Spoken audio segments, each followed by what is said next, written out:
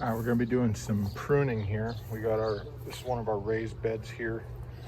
We got our celery growing, and I do have to weed around here, my apologies, but here is our Brussels sprout plants. And obviously a lot of overcrowding going on. I'm going to show you how to prune these correctly to get maximum growth. Another thing to consider is don't throw these leaves away. These are perfectly good for cooking. I'm going to show you a great recipe. So we can see in here, we got our little Brussels growing right in there. Now, this plant is maintaining energy and hormones to grow these leaves. What we want to do is slow down the leaf production and increase production to the fruiting bodies, these little Brussels here. So it's pretty simple. Shears, and I lost my garden shears, so don't tell the wife. I found her sewing shears. Don't tell anybody. It'll be okay.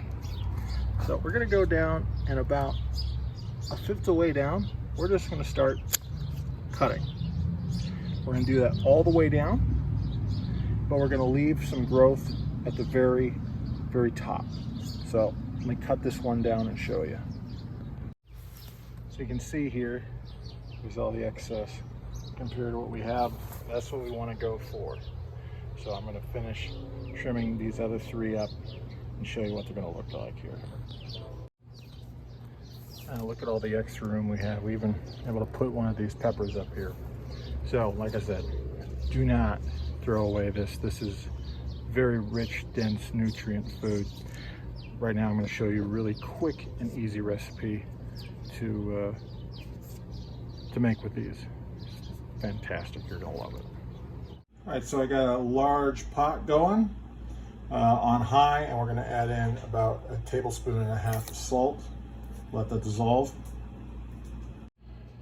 All right, so I have the leaves here. I've trimmed them down to where the woodiness stops and the leaf starts. You don't really have to clean these because you're going to be putting them in boiling water.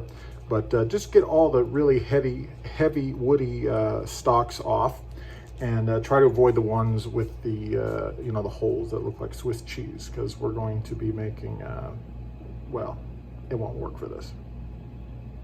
All right, and as the temperature on that water comes up, toss in our leaves.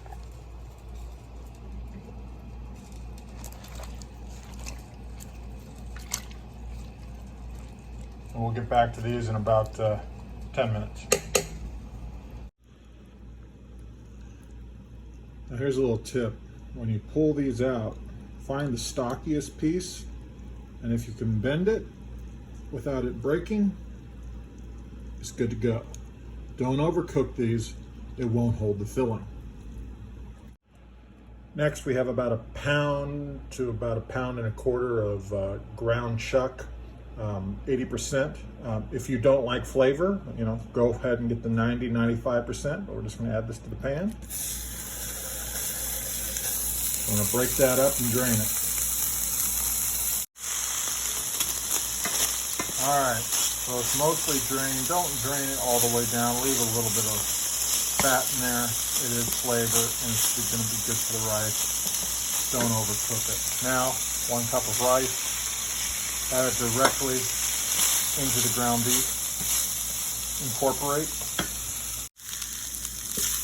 All right, after that's well incorporated, we're going to add a couple of shots. This is probably going to be 2 or 3 tablespoons of Worcestershire sauce, or Worcestershire sauce, depending on what part of Iowa you're from.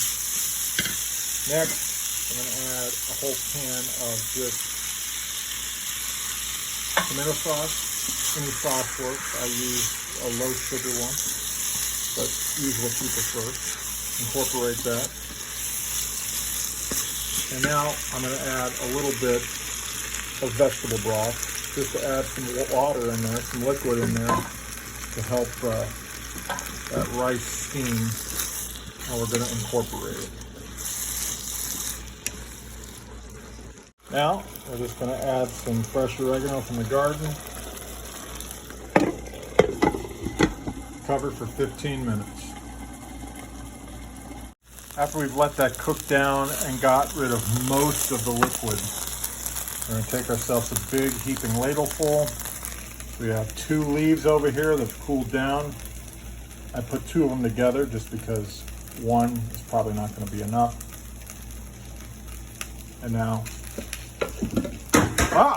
I need 2 hands for this, but let me show you with the magic of YouTube. And there you have it. 1 finished. This isn't a cabbage roll. This is going to be a Brussels sprout leaf roll. And, 2 or 3 of those. And we also got, I took Arkansas Traveler, a couple tomatoes, a couple of garden fresh cucumbers, a little bit of Caesar, a little bit of Italian mixed up.